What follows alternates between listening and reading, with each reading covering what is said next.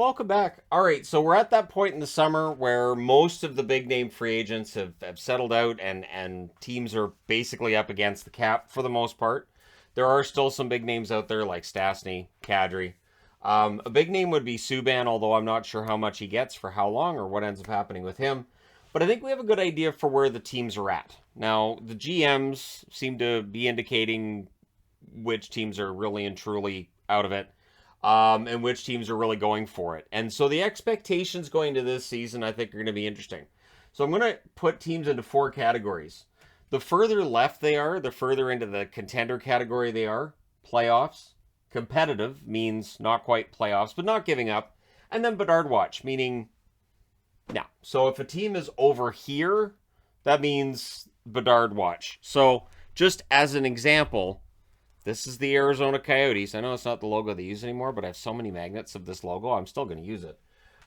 They would be over here. So that's as an example.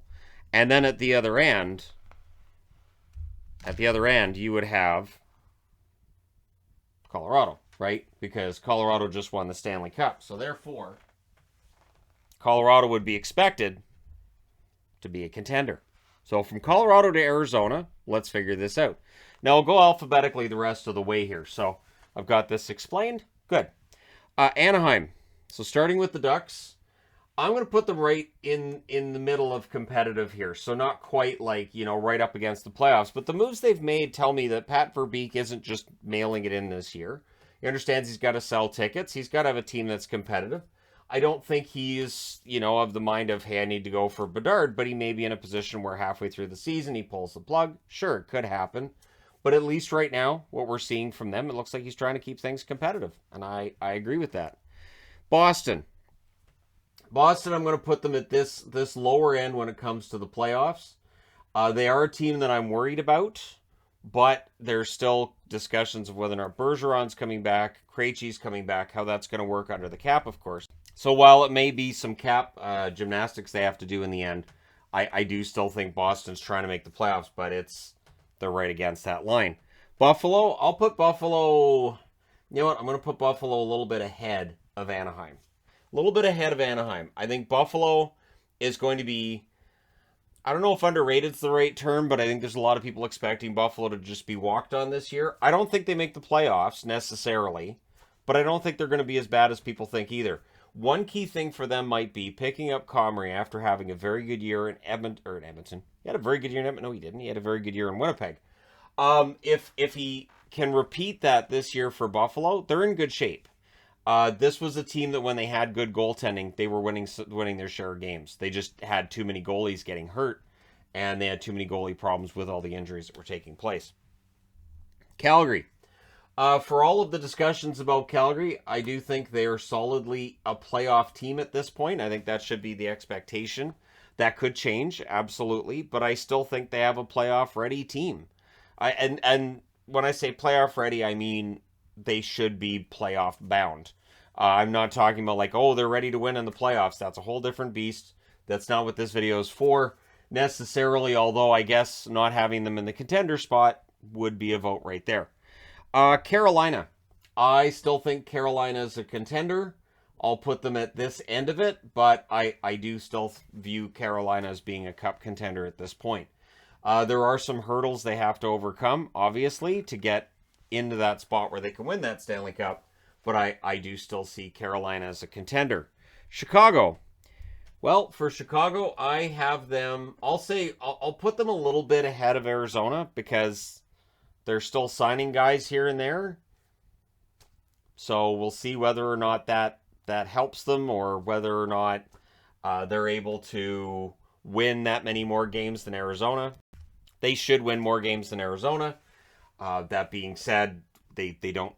There's talk about the 5+ year plan for Kyle Davidson. Very clearly, the Chicago Blackhawks are in a rebuild. Whether the fans and the players like it or not, the time has come. Columbus is an interesting one.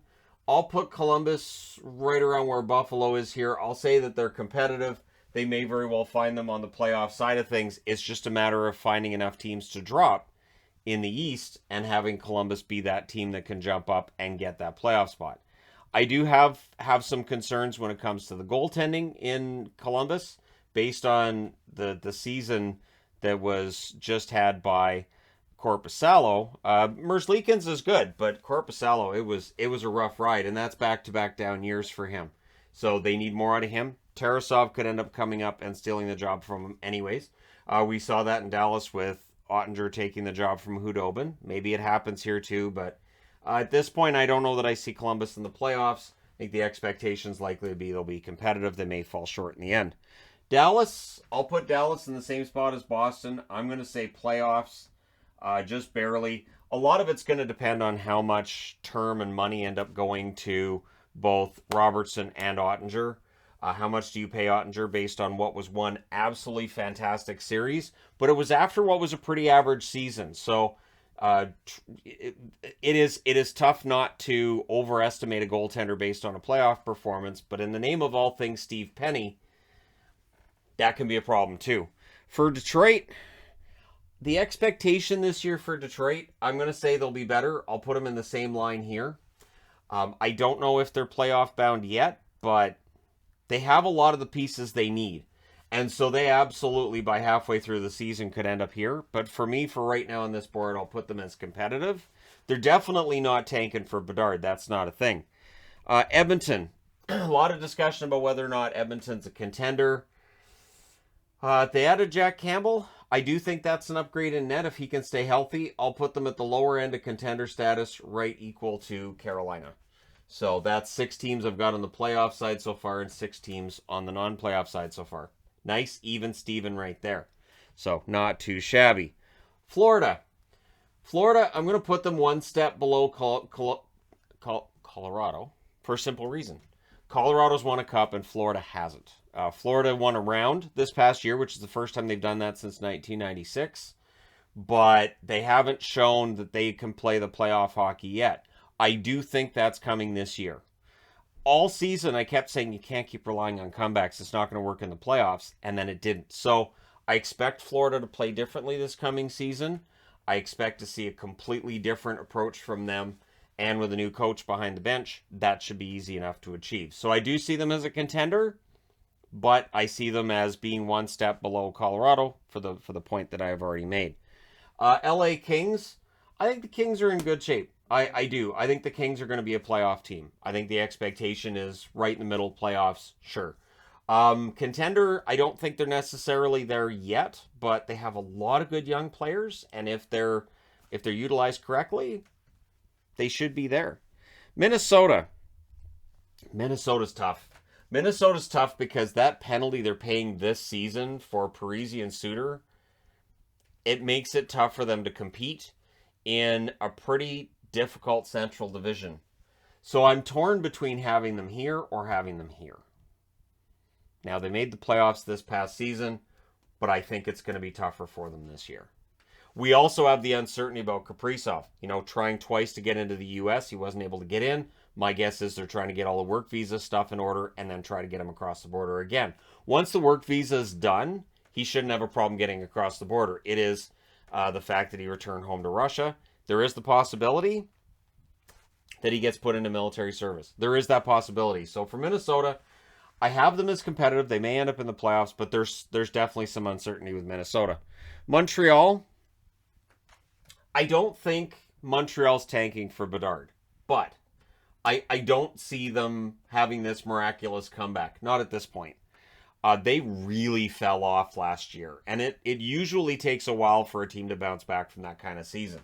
So for Montreal, I do have them in the Bedard watch category because if they get off to a slow start, they might quickly decide, hey, we should go for that Connor Bedard kid. We could add him to Slafkovsky. We could have a really good team. Oh, and that Suzuki and Caulfield duo we got going. Yeah, we could have a really good top 6. So Montreal might be on this end of the board pretty quickly into the season. Nashville, I think Nashville's still a playoff team. I do. I think Nashville's still going to end up being in the playoffs. I think that they'll be maybe at the lower end, maybe a wild card, but as we saw in 2017, being a lower seed sometimes works. Sometimes works. And for Nashville, it seems like they play better in the playoffs when they're an underdog. So, that being said, let us take a look and see where I put New Jersey.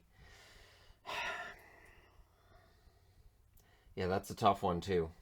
Because again, I could see Boston dropping and a team like New Jersey jumping in, but they were pretty far back this past season, so it's hard to envision them necessarily being over the hump. But I do think New Jersey's going to be better. I think they'll be right up against that line. And again, the teams on this side are the ones that I'm saying that being this close, they could end up over here. This should be like within 10 points of a playoff spot, not too far out.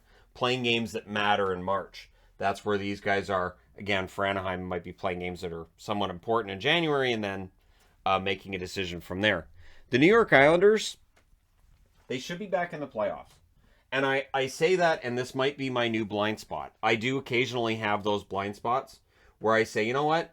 It's Lou Lamoriello. He should be able to get the team into the playoffs by whatever rule. Whether it's having the right guy behind the bench that he had with Barry Trotz. Now he's got Lane Lambert. Whatever he does from here, I do have faith in Lou.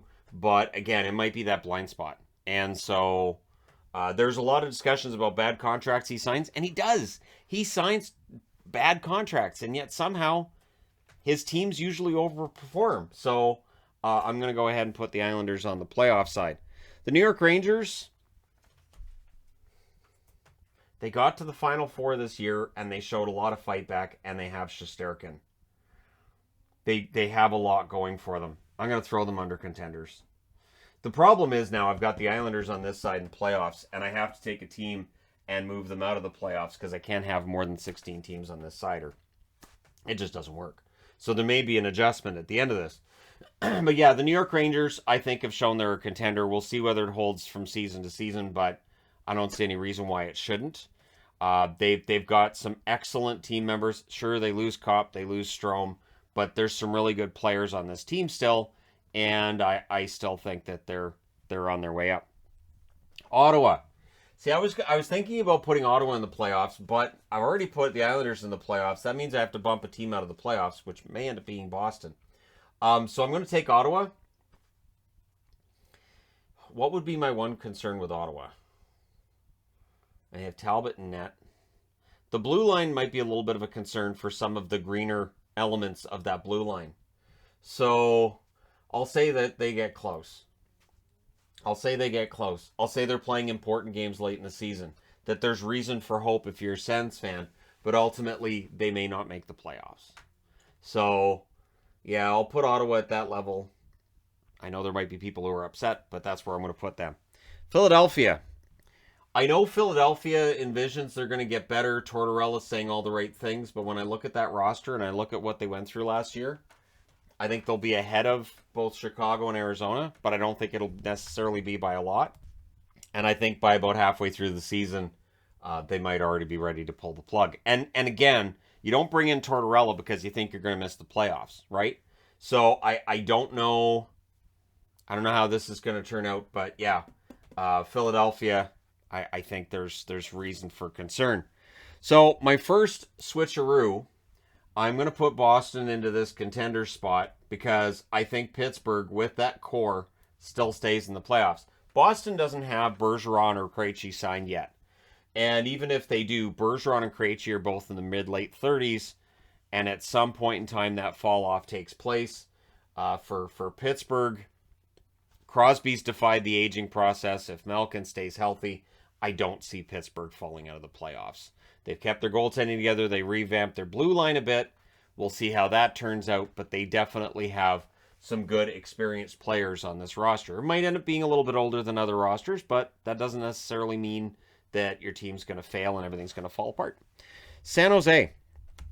San Jose, I envision as being competitive. I don't see them as a playoff team.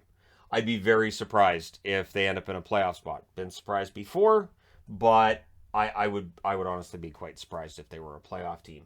Seattle, right around the same spot. I don't think Seattle necessarily makes a playoff spot, but I think they'll be better than last year, and I don't think they're going to be in on Connor Bedard.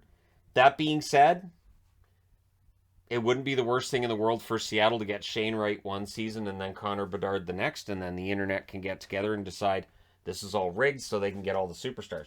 Sure, why not? So, yeah, Seattle, I have them as competitive, playing important games, and I would think having a better season than last year.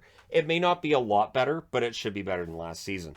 St. Louis, I'm going to put them in here. Playoffs, I don't necessarily have them as a contender, but I'll have them right up against that line. So I've got 5, 6, 7, 8, 9, 10, 11. I got 12 teams in the playoffs so far. Only got room for 4 more teams. And this is where recency bias shows up. And I admit the recency bias shows up. That the teams that are on this side of the board, minus the Islanders, are the teams that all made the playoffs last year. It's not going to happen that way. But the recency bias is there. We see it every year. There will be teams in this part of the board here that end up over here by the end of the season. There may even be one over here that surprises us and ends up over here. It's a fun thing to look at. Tampa Bay, still a contender. Still a contender. In fact, I will throw them right up there with Colorado. Look, they've been in the Stanley Cup final 3 years in a row. That was something we hadn't seen happen in a very, very long time. So I'm not going to bet against them necessarily going on another run in the playoffs. They might be choked over losing their 3 in a row, and they might be angrier come 2023 playoffs. We'll see what happens there. Toronto. For Toronto, I'll put them down here with Carolina and the Oilers. Now, I feel like I'm being a little bit generous with Toronto for a simple reason that I'm concerned about the goaltending. I have concerns with Samsonov and with Murray. Both of them are coming off of poor seasons. They're both young enough to bounce back. That's the good news with Toronto. They're both young enough to bounce back. And in a 1A, 1B situation, it might work out just fine. Maybe Matt Murray just did not suit in Ottawa, and maybe he'll get his game back in Toronto. Maybe reuniting him and Dubas, who were together in the Sioux, maybe that'll turn Murray around. But I will put them in the contender spot, but I'm not putting them as one of the top tier contenders. They haven't been out of the first round. It is a little bit difficult for me to justify having them ahead of St. Louis. I will do so based on regular season totals and all, but St. Louis does have that 2019 Cup. Vancouver's tough to handicap. They are tough to handicap. Now, Dallas loses Klingberg. Dallas barely squeaks into the playoffs. Dallas has had problems scoring goals. I'm putting 2 teams that I cheer for into competitive that made it out of the playoffs, and I'm putting the Canucks in there. I'm letting that sink in a little bit. I'm letting that sink in, letting it marinate a little bit. I don't know how I feel about that. I don't know how I feel about that. Is Vancouver a playoff team? Anyways, so it was 1, 2, 3, 4, 5, 6, 7, 8, 9, 10, 11, 12, 13, 14. And of course, I have to look at the conferences too. So Western, 1, 2, 3, 4, 5, 6, 7. Okay. So pretty even Steven thus far. Vegas. I get the feeling Vegas is going back to the playoffs. I have to pull one out. This is where it gets tough, right? Who would come out of the playoffs for Vegas to go in? I just put Vancouver into the playoffs. Don't say that. Fine. All right, so Shannon's year is going to be total garbage. My year is going to be garbage. It's going to be awful. It's going to be terrible. None of my teams make the playoffs. Once playoffs come around, I'll do all the previews just crying and doing the Danhausen curse on everybody. Yeah, Vegas should be above the line. Unless they have the same kind of injury problems they had last year, they absolutely should bounce back. They should be above the line. I don't see any reason they shouldn't be. Cassidy is able to get the best out of his players at the right times. And I understand, too, that from a perspective of, Bruins and discussions of whether or not he was at it with players in the locker room, I don't know how much I'd read into that. And again, Boston still made the playoffs every year, so maybe it wasn't pretty, but they still made the playoffs. Washington.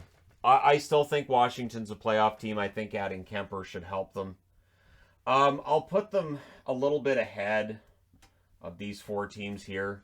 Just a little bit, which I think means I've got all 8 in the East. 1, 2, 3, 4, 5. So I have 5 contenders. 1, 2, 3 playoff teams. So yes, I've got my East. Now it comes down to Winnipeg. So I've got I've got 2 contenders from the West. So yes, for people who say the East is better than the West, according to this board, that would be true. I've got 3, 4, 5, 6, 7. So are the Jets a playoff team? Are the Jets ahead of the Canucks? I've used the Canucks to bump out Dallas. And I know there are certain users that are going to get mad at me about this. I know there's certain people who are going to get mad at me about this. I will put Vancouver ahead of Winnipeg for one reason. Bruce Boudreau. Bruce Boudreau is good at getting teams in the playoffs. When the Canucks hired him, I remember people saying, man, you guys are going to lose Game 7s now. And I was like, are you kidding me? We're light years out of the playoffs. So if we get anywhere near the playoffs, we will be so stoked. And I think we are in Vancouver land. So I'm going to put Vancouver into the playoffs, but just as like fringe playoffs. And that will complicate it, the whole JT Miller thing. Because if they're in a playoff spot, they're not just going to trade Miller for futures. That's not going to happen. They're going to need to go the route that other teams have, where if you have to trade a guy out, fine, but you have to make a hockey trade. You have to make sure you're getting something back. So we'll see what happens, but there's my thought. So in the East, I've got 1 team getting in that didn't. I bumped out Boston. In the West, I've got 2 teams getting in that didn't. I bumped out Minnesota, and I bumped out Dallas. We'll see what happens. Let me know your thoughts in the comment section below as always. Don't consider this my official season previews. Once I get into season previews, I pour over everything. I go over all the depth charts, and then I come up with an actual, like, not scientific, but my own way of figuring out who I think is going to finish where. This is just one of those fun videos. Let me know your thoughts in the comment section below as always. Don't forget to hit like and subscribe if you're browsing your way through, you just happened upon this video. Bonus question, who needs Connor Bedard the most? Is it Arizona? Because Arizona has a ton of prospects now. Is it Arizona, and why is it Arizona? Let me know your thoughts. Hit like and subscribe if you're browsing your way through, you just happened upon this video. Thank you guys so much for watching, for all your support. I will talk to you again soon.